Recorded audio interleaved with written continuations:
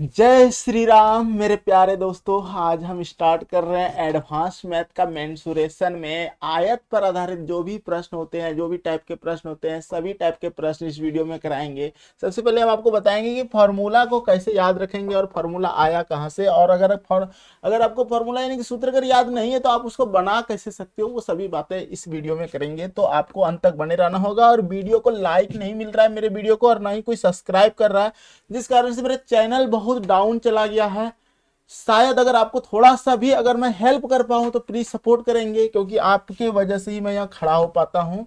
तो स्टार्ट करते हैं। तो देखिए ये क्या कहता है, एक आयत की लंबाई और चौड़ाई के अनुसार 10 सेंटीमीटर तथा 8 सेंटीमीटर है।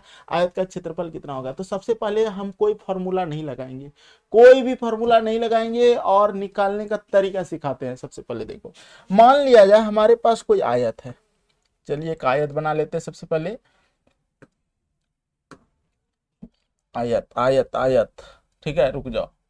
तो देखो ये हमारा ये वाला आयत होगा। हाँ, चलिए ये जैसे कि मैंने एक आयत बनाया, ठीक, और इसमें 10 सेंटीमीटर क्या है, लंबाई है, ठीक है। तो 10 इसको मानना है, और चौड़ाई मेरा 8, ठीक, ये हो गया। जनरली आप कहोगे कि सर आयत का क्षेत्रफल जो होता है ना, वो होता है लंबाई गुना चौड़ाई। लंबाई गुना चौड़ाई होता है, ये तो सूत्र से जो याद रखा होगा, L इंटू बी। उसके लिए तो ये आसान है, 10 गुना 8 कर दो, 80 सेंटीमीटर आपका आंसर हो जाएगा, 80 सेंटीमीटर स्क्वायर, ठीक है।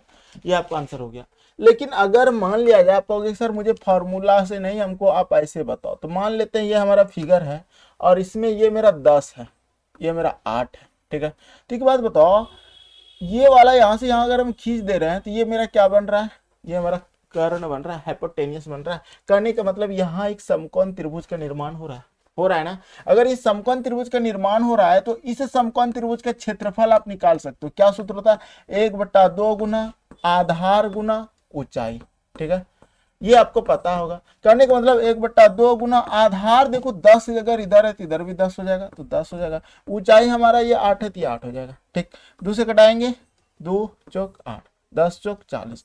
कहने का मतलब अगर इतना मेरा क्षेत्रफल 40 है तो ये भी तो क्षेत्रफल 40 होगा, दोनों तरफ बराबर भागों में बटा हुआ है। तो 40 और 40 कितना हो जाएगा? 80, यानी कि इसको गुना 2 कर देंगे तो 80 सेंटीमीटर स्क्वायर मेरा आंसर हो गया।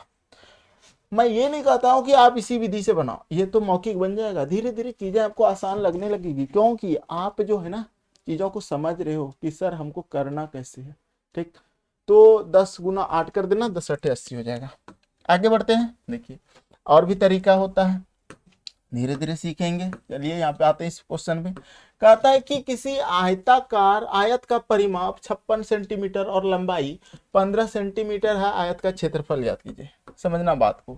वो कह क्या रहा है कि कोई आयत है, मान लेते हैं, ठीक है, ये हमारा आयत है, और इस आयत में लंबा परिमाप दे दिया है 56। 56 का मतलब यहां से लेकर यहां तक पेरीमीटर, ये परिमाप है मेरा 56, 56 मीटर, ठीक। एक बात हमेशा याद रखना, जब भी परिमाप देना तो ये हमारा जो लंबाई है और ये जो चौड़ाई है, ब्रेड्थ है, इन दोनों का जो योग होगा ना, प्लस करोगे ना, वो हमेशा इस 56 का आधा होगा, 28 होगा। ये हमेशा याद रखना, ठीक है। मैं जो ये 28 लिख रहा हूँ ना, ये मैं इन दोनों को जोड़ के लिख रहा हूँ, यानी कि इसका आधा करके लिख रहा हूँ, और लंबाई और चौड़ाई को बता रहा हूँ कि जोड़ के 28 हो रहा है, ठीक। अब देखो लंबाई जो है ना, आपका लंबाई जो है ना वो 15 सेंटीमीटर है, ये आपको 15 दिया हुआ है, ठीक है। अब एक बात बताओ, अगर लंबाई 15 सेंटीमीटर है और दोनों जोड़ के 28 हो रहा है, क्यों हो रहा है? अरे भाई इधर इतना भाग, इतना सा इतना भाग, और इतना यहाँ तक का भाग अगर मेरा 28 है, इधर भी तो 28 होगा, तो 28 दूना 56 हो जाएगा। आप ऐसे सोचो, इसका मतलब अगर लंबाई मेरा 15 है तो चौड़ाई मेरा क्या होगा? 8 में 5 जाएगा, 3 बचेगा, ठीक है। 2 में 1 जाएगा, 1 बचेगा, 13। ये तो पता हो गया। 15 और 13 28 हो गया, ठीक है। अगर इधर 15 और इधर 13 है, इधर भी 15 13 करेंगे, 28 गुना 56 हो जाएगा। अब हमको क्षेत्रफल चाहिए, 15 गुना 13 कर दो, क्योंकि आयत का क्षेत्रफल लंबाई गुना चौड़ाई होता है। तो 15 गुना 13 करेंगे तो 15 तिया 45 की 5, हासिल हमारा 4 बचेगा। 15 का 15 और 4, 15 4 19, ठीक है। कहने का मतलब यह हुआ सर 195 मीटर स्क्वायर, सेंटीमीटर है ना, तो सेंटीमीटर स्क्वायर आपका आंसर हो जाएगा। क्या आपको ये समझ में नहीं आती है? सिंपल सी लॉजिक तो बता रहे हैं। आप कहोगे कि सर कोई और तरीका है, मेरे पास और भी तरीका हो सकता है, ध्यान देना। अगर आप कहोगे कि सर अगर 56 है परिमाप, तो इसका मतलब 2 इंटू एल प्लस बी का मान दिया है, क्योंकि परिमाप हमारा यही होता है आयत का, और इसका मान हमको दिया है 56। आप इतना तो समझ ही सकते हो, ठीक।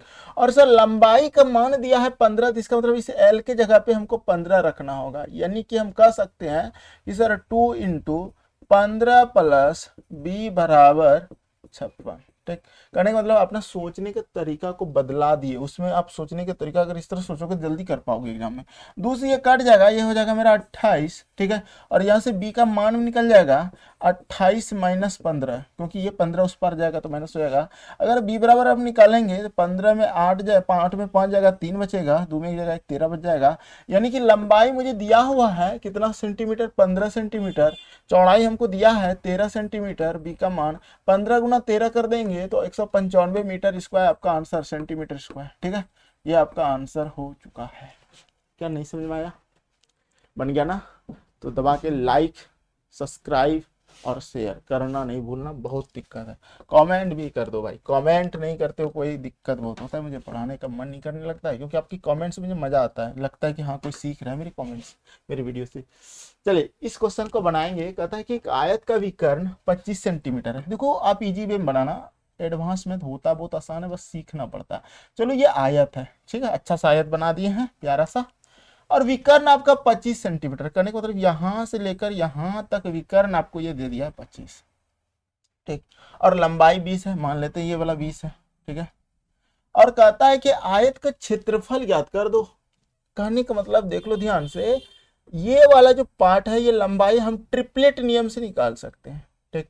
ट्रिपलेट बहुत अच्छा से हम सिखाए हैं, आप लिखो ट्रिपलेट सफलता एक्सप्रेस ट्रिक, आपको मिलेगा वीडियो यूट्यूब पे, ठीक है।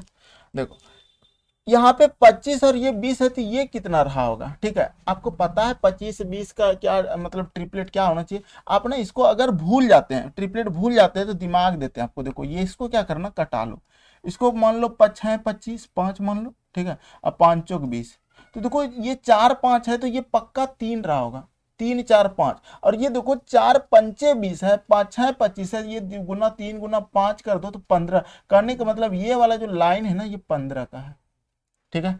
यानी कि हम कह सकते हैं 15 20 25 एक ट्रिपलेट है, ठीक है। अब एक बात बताओ सर, ये 15 है, ये मेरा यहाँ 20 है, ये 20 है, याद रखना, ठीक है। ये तो हम निकालने सिखाए आपको। अगर ये 15 है, ये 20 है, तो ये समकोण त्रिभुज का क्षेत्रफल होता क्या है, 1/2 गुना आधार मेरा 20 हो जाएगा, ऊंचाई मेरा 15 हो जाएगा, ठीक है। 2 से कटाएंगे 10 हो जाएगा सर, और ये हो जाएगा मेरा 150। कहने का मतलब अगर ये 150 क्षेत्रफल है, इतना वाला पार्ट, और हमको आयत का क्षेत्रफल चाहिए, पूरा क्षेत्रफल चाहिए, इसका मतलब इसको दुगुना कर दो, क्योंकि ये वाला 150 है, इतना वाला क्षेत्रफल, तो ये वाला 150 हो जाएगा। तो 150 150 300, यानी कि 300 सेंटीमीटर आपका स्क्वायर क्षेत्रफल होना चाहिए। इसको क्लियर है, समझ में आ रही है? कमेंट करेंगे।